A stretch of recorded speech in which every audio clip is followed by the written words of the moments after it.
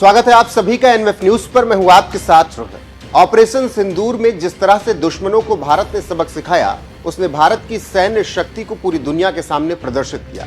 वैश्विक मंच पर भारत की रणनीतिक दृढ़ता, तकनीकी क्षमता सबने देखी।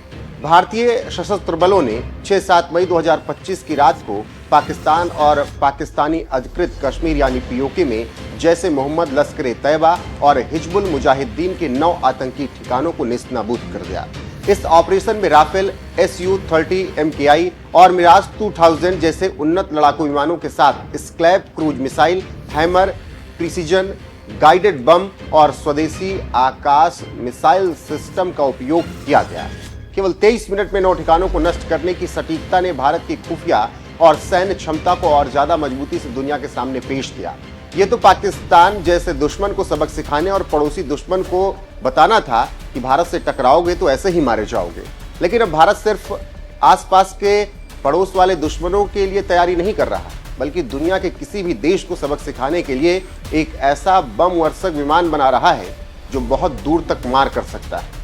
इस विमान की इतनी रेंज होगी कि जरूरत पड़ी तो अमेरिका, यूरोप, अफ्रीका, ऑस्ट्रेलिया पर भी हमला किया जा सकता है।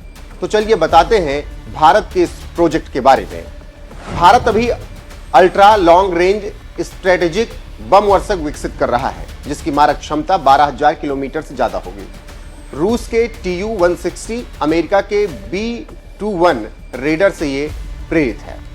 विमान की खासियतें: एक बार फ्यूल से 12,000 किलोमीटर से अधिक दूरी तय कर सकता है, जिससे यह अमेरिका, यूरोप, अफ्रीका, ऑस्ट्रेलिया तक हमला करने में सक्षम होगा।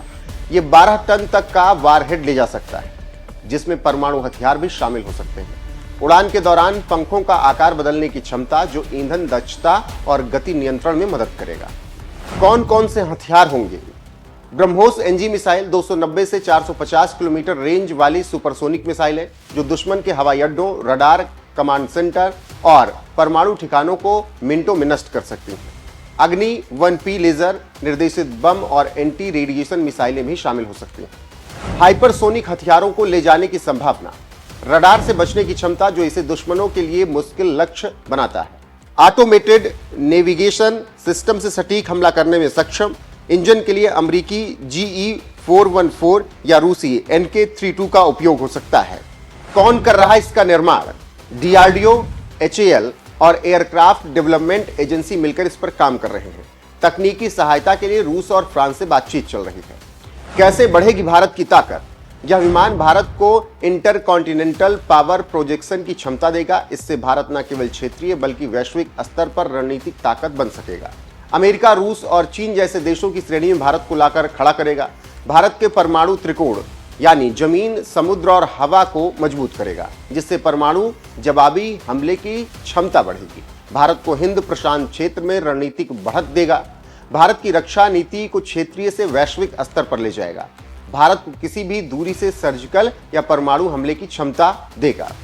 अल्ट्रा लॉन्ग रेंज स्ट्रेटेजिक बम वर्षक भारत का पहला स्वदेशी स्ट्रेटेजिक बम वर्षक होगा, जो अपनी लंबी रेंज, स्टील्थ क्षमता, आधुनिक हथियारों के साथ भारत की रक्षा क्षमताओं को बढ़ाएगा। यह विमान भारत को वैश्विक रणनीतिक शक्ति के रूप में स्थापित करेगा।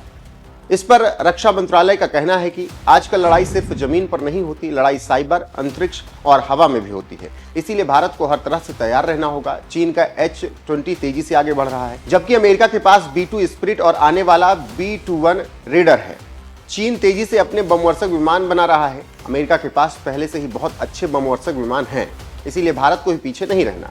पहला विमान 2032 से 2035 के बीच बनकर तैयार हो सकता है। अभी डिजाइन का काम चल रहा है, यानी 2035 तक भारत इतना ताकतवर हो जाएगा कि दुनिया के किसी भी देश को सैन्य ताकत से जवाब दे सकेगा। इस विमान से भारत की परमाणु ताकत और भी ज्यादा मजबूत होगी और हिंद प्रशांत क्षेत्र में भी भारत की ताकत बढ़ेगी। ऐसे में भारत के इस बड़े प्रोजेक्ट पर आपकी राय क्या है? कमेंट करके हमें जरूर बताएं। वीडियो को शेयर करें, लाइक करें, चैनल को सब्सक्राइब करना ना भूलें और देश और दुनिया की तमाम खबरों के लिए जुड़े रहें हमारे साथ। नमस्कार।